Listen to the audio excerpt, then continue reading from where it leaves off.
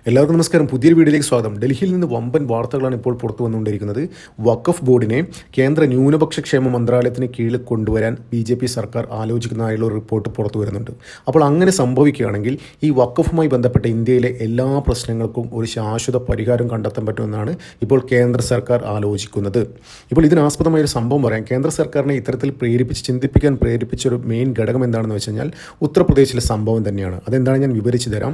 കുറച്ച് ദിവസം മുന്നെയാണ്, അതായത് യോഗി ആദിത്യനാഥിൻ്റെ സർക്കാർ ഉത്തർപ്രദേശിലെ വഖഫിൻ്റെ എല്ലാ പ്രോപ്പർട്ടീസും, എല്ലാ ഭൂമിയും, അവരുടെ ബിൽഡിങ്ങും എല്ലാം അളന്ന് തിട്ടപ്പെടുത്തി അതിൻ്റെ ഡീറ്റെയിൽസ് യോഗിയുടെ ടേബിളിൽ എത്തിയിരുന്നു. അതിനാസ്പദമായ സംഭവം എന്താണെന്ന് വെച്ച് കഴിഞ്ഞാൽ, കുറച്ച് ദിവസം മുന്നേ 2 മാസം മുന്നേ വാരണാസിയിലെ ഉദയ് പ്രതാപ് സിംഗ് കോളേജിൻ്റെ 500 ഏക്കർ ഭൂമിയിൽ ഉത്തർപ്രദേശ് വഖഫ് ബോർഡ് അവകാശവാദം ഉന്നയിച്ചിരുന്നു. അവർ പറഞ്ഞെന്താണെന്ന് വെച്ച് കഴിഞ്ഞാൽ ഈ 500 ഏക്കർ ഭൂമിയും കോളേജും ഒക്കെ വഖഫിൻ്റേതാണെന്നാണ് പറഞ്ഞത്. അപ്പോൾ അവർ അങ്ങനെ പറയാൻ പ്രേരിപ്പിച്ച മെയിൻ ഘടകം എന്താണെന്ന് വെച്ച് കഴിഞ്ഞാൽ, ഈ വഖഫിൻ്റെ ഈ കോളേജിൻ്റെ വെളിയിലായിട്ട് ഒരു മുസ്ലിം പള്ളി ഉണ്ടായിരുന്നു. അവിടെ ഒരു ഖബർസ്ഥാൻ ഉണ്ടായിരുന്നു. ആ ഖബർസ്ഥാനോട് ചേർന്ന ഭൂമിയായിരുന്നു ഈ ഉദയ് പ്രതാപ് സിംഗ് കോളേജിൻ്റെ ഭൂമി.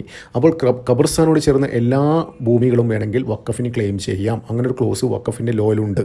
അപ്പോൾ അതിനുശേഷമാണ് കോളേജ് അധികൃതർ യോഗിയെ നേരിട്ട് കാര്യങ്ങൾ അറിയിക്കുകയും അതിനുശേഷമാണ് യോഗി ഉത്തരവിടുന്നത്. അതായത് UPയിലെ എല്ലാ പ്രോപ്പർട്ടീസും, വഖഫിൻ്റെ പേരിലുള്ള എല്ലാ പ്രോപ്പർട്ടീസും, ഭൂമി എല്ലാം അളന്ന് തിട്ടപ്പെടുത്തി ഡീറ്റെയിൽസ് തൻ്റെ ടേബിളിൽ വരണമെന്ന് അവിടുത്തെ എല്ലാ ജില്ലാ തഹസിൽദാർമാർക്കും നിർദ്ദേശം നൽകിയിരുന്നു.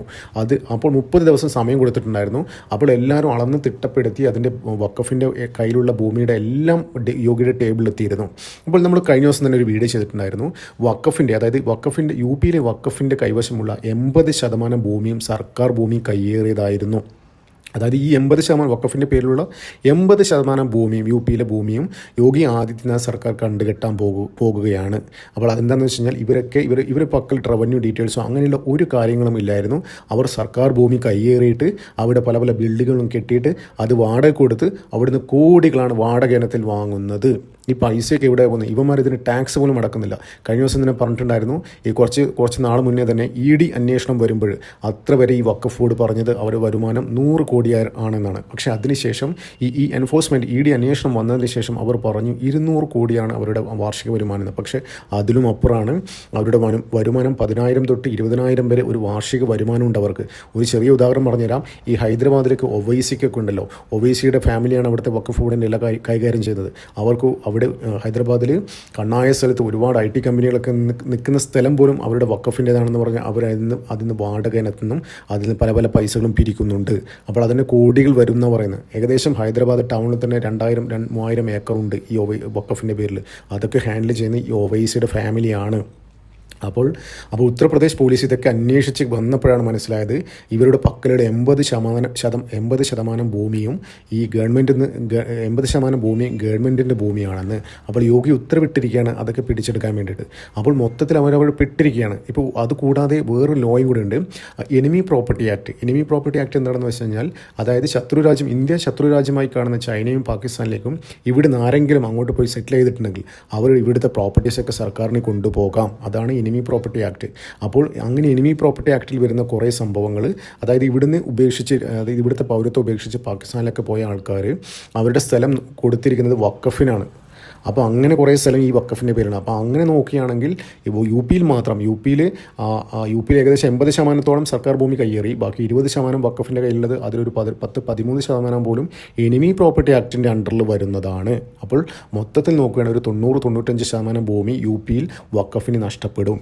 അപ്പോൾ ഇതാണ് കേന്ദ്ര സർക്കാരിനെ ഇങ്ങനെ ചിന്തിപ്പിക്കാൻ പ്രേരിപ്പിച്ചത്. അതെന്താണെന്ന് വെച്ച് കഴിഞ്ഞാൽ, അതായത് 95% സർക്കാർ കൊണ്ടുപോകണല്ലേ, പിന്നെ മൊത്തത്തിൽ ഈ വഖഫ് ബോർഡിന് മൊത്തത്തിൽ ഒരു ന്യൂനപക്ഷ ക്ഷേമ മന്ത്രാലയത്തിന് കീഴിൽ കൊണ്ടുവന്ന എന്താ പ്രശ്നം?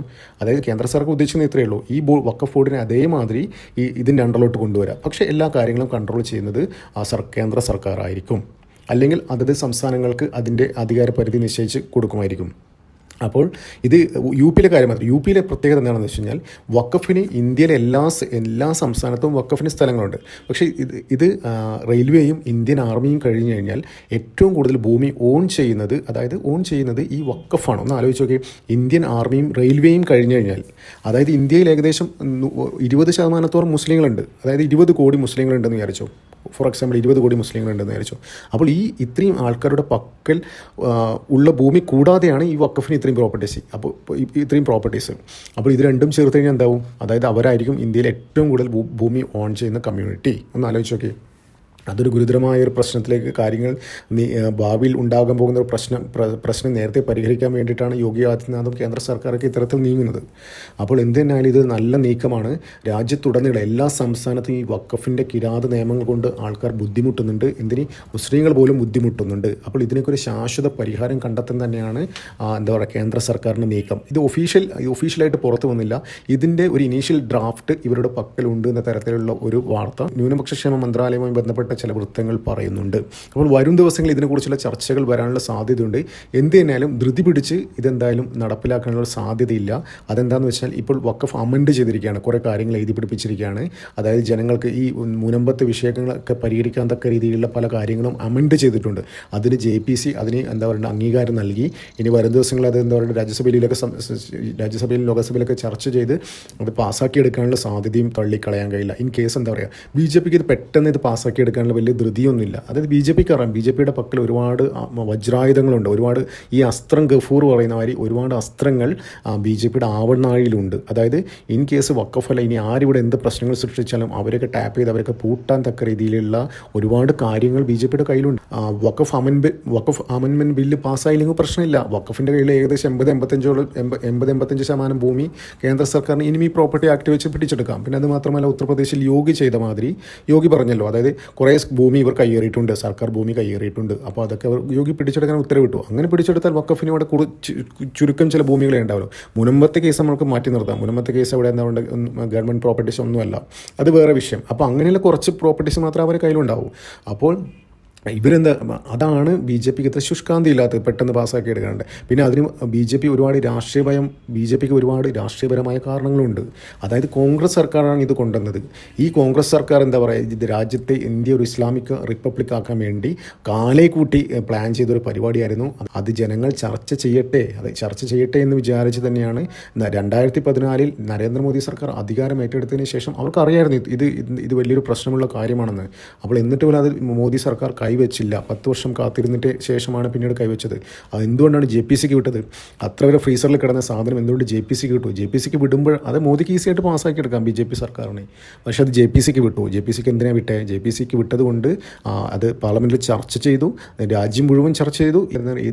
ഏത് പൂച്ചക്കുട്ടിയോട് ചോദിച്ചു കഴിഞ്ഞാലും പറയും വഖഫിൻ്റെ എല്ലാ നിയമങ്ങളും അതിനകത്തുള്ള കാര്യങ്ങളും അത് എങ്ങനെ ഒരു നിയമമായി ഒരു കിരാതമായ പരിപാടിയാണെന്ന് എല്ലാവർക്കും അറിയാൻ തുടങ്ങി.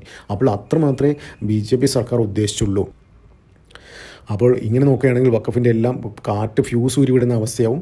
അതായത് ഇനിയിപ്പം ന്യൂനപക്ഷക്ഷേമ മന്ത്രാലയത്തിന് കീഴിൽ വരുവാണെങ്കിൽ എല്ലാം കൺട്രോൾ ചെയ്യുന്നത് കേന്ദ്ര സർക്കാർ നേരിട്ടായിരിക്കും. ഇത്തരത്തിലുള്ളൊരു കോൺഫിഡൻസ് ഉള്ളതുകൊണ്ടാണ് BJP സർക്കാർ വഖഫ് അമെൻമെൻറ്റ് ബില്ലിൽ എന്താ പറയുക JPCക്കൊക്കെ വിട്ട് അത് കുറച്ച് ഡിലേ ആക്കുന്നത്. അത് അവരുടെ പൊളിറ്റിക്കൽ എന്താ പറയുക ബെനിഫിറ്റിന് വേണ്ടി അവർ ഉപയോഗിക്കുന്ന കാര്യത്തിൽ ഒരു സംശയം വേണ്ട. അതൊക്കെ അവരുടെ പൊളിറ്റിക്സ്. എന്തായാലും ഇവിടെ കിട്ടെ അത് അവർക്കറിയാം. എന്താ പറയുക അതിനെക്കൊണ്ട് വലിയ കാര്യമില്ല. അതിലും വലിയ അസ്ത്രങ്ങൾ അവരുടെ പക്കലുണ്ട്. ഇൻ കേസ് എന്തെങ്കിലും പ്രശ്നം വന്നു കഴിഞ്ഞാൽ അതെടുത്ത് പൂശാന്നുള്ള കാര്യത്തിൽ അവർക്ക് കോൺഫിഡൻസ് ഉണ്ട്.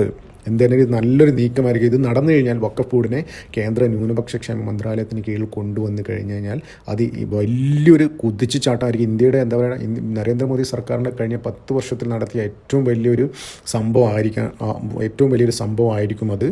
എന്തിനായാലും വഖഫിനെ എന്നേക്കുമായി പൂട്ടാനുള്ള ഒരു പരിപാടിയായിരിക്കും അത്.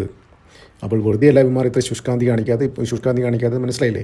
അപ്പോൾ ഇത്തരത്തിലുള്ള അസ്ത്രങ്ങൾ ഇവരുടെ പക്കലുണ്ട്. അത് ഏത് നിമിഷം എടുത്ത് പ്രയോഗിക്കും എന്ന കാര്യത്തിൽ ഒരു സംശയം വേണ്ട. എന്തായാലും മുനമ്പത്തെ ജനങ്ങളൊന്നും അധികം പേടിക്കേണ്ട ആവശ്യമില്ല. ഇവിടെ കേന്ദ്രത്തിൽ BJP ഭരിക്കുന്നിടത്തോളം കാലം നിങ്ങൾ ആരും ഒന്നും പേടിക്കേണ്ട ഒരു ആവശ്യമില്ല. എന്തായാലും ഒരു നല്ലൊരു നീക്കമാവട്ടെ, എത്രയും പെട്ടെന്ന് നടപ്പിലാക്കട്ടെ എന്ന് ആശംസിക്കാം. നന്ദി, നമസ്കാരം. മറ്റൊരു വീഡിയോ കാണാം.